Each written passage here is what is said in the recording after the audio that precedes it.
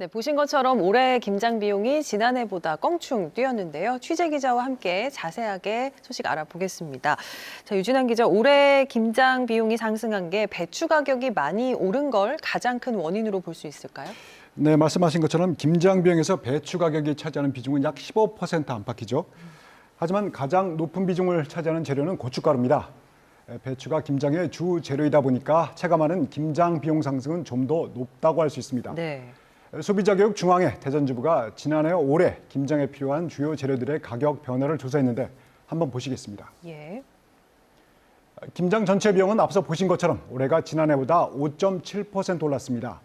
주요 품목을 보면 배추 20포기의 가격은 지난해보다 55.1% 올랐죠.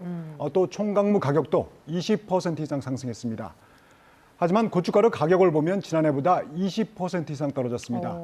이를 종합하면 배추 가격은 지난해보다 무려 50% 이상 올라갔지만 고춧가루 가격이 대폭 내려가면서 올해 전체적인 김장 비용 상승은 5% 정도에서 그쳤다. 이렇게 말씀드릴 수가 있겠습니다. 예, 그나마 고춧가루 가격이 내려가서 이 정도인 거군요. 조사를 보면 대형마트인지 재래시장인지 김장 재료를 어디서 구입하느냐에 따라 가격 차이가 꽤 나더라고요. 네, 말씀하신 것처럼 상당한 차이가 있습니다. 대형 유통매장이나 대형 슈퍼보다 전통시장에서 김장을 준비하면 비용을 꽤 절감할 수가 있습니다. 먼저 대형 매장과 대형 슈퍼, 전통시장의 김장 비용을 한번 비교해 보겠습니다. 네, 보시면 대형 유통매장에서 김장을 준비할 경우 39만 원이 넘는 비용이 들어갑니다. 대형 슈퍼에서는 38만 5천 원가량이 필요하고요. 네. 전통시장이 가장 저렴하죠.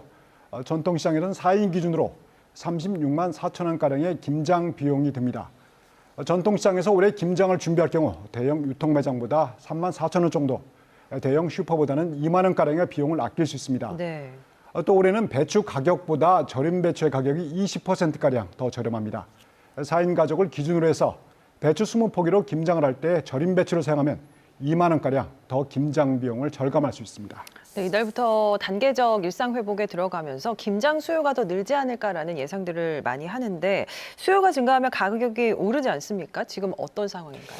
네, 코로나 여파로 인해서 지난해 김장 배추와 무 소비량은 역대 최저 수준이었습니다.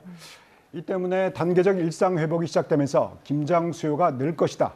이렇게 예상을 했었지만 현재까지는 김장 수요 증가는 뚜렷하게 보이지 않고 있습니다. 네. 실제로 최근 농촌경제연구원이 발표한 올해 김장 의향과 김장 채소류 수급 전망 보고서를 보면 올해 김장을 하겠다는 가구는 63.3%로 지난해 62%보다 소폭 증가하는 데 그쳤습니다.